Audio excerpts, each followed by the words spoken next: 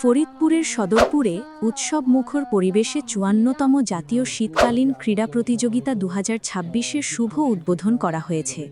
বুধবার ৭ জানুয়ারি সকাল ১১টায় সদরপুর উপজেলা স্টেডিয়ামে বাংলাদেশ জাতীয় স্কুল, মাদ্রাসা ও কারিগরি শিক্ষা ক্রীড়া সমিতি সদরপুর শাখার আয়োজনে এ প্রতিযোগিতার সূচনা হয়। অনুষ্ঠানে প্রধান অতিথি হিসেবে উপস্থিত থেকে প্রতিযোগিতার শুভ উদ্বোধন ঘোষণা করেন বাংলাদেশ সরকারের অতিরিক্ত সচিব ও Bangladesh chemical industries corporation BCIC এর চেয়ারম্যান মোহাম্মদ ফজলুর রহমান। সদরপুর উপজেলা নির্বাহী কর্মকর্তা শরীফ শাওনের সভাপতিত্বে অনুষ্ঠানে বিশেষ অতিথি হিসেবে উপস্থিত ছিলেন উপজেলা সহকারী কমিশনার ভূমি রিফাত আনজুম পিয়া এবং উপজেলা মাধ্যমিক শিক্ষা কর্মকর্তা মোহাম্মদ মোফাজ্জল হোসেন।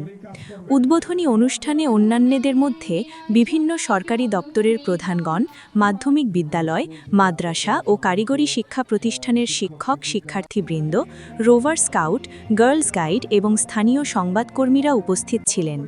এবারের ক্রীড়া প্রতিযোগিতায় উপজেলার বিশ্বজাকের মঞ্জিল সরকারি উচ্চ বিদ্যালয় ও কাজী জেবুন্নেসা সরকারি উচ্চ বিদ্যালয় সহ মোট ২৫টি মাধ্যমিক বিদ্যালয় ও মাদ্রাসার প্রায় ৩০০ জন প্রতিযোগী বিভিন্ন ইভেন্টে অংশগ্রহণ করছে।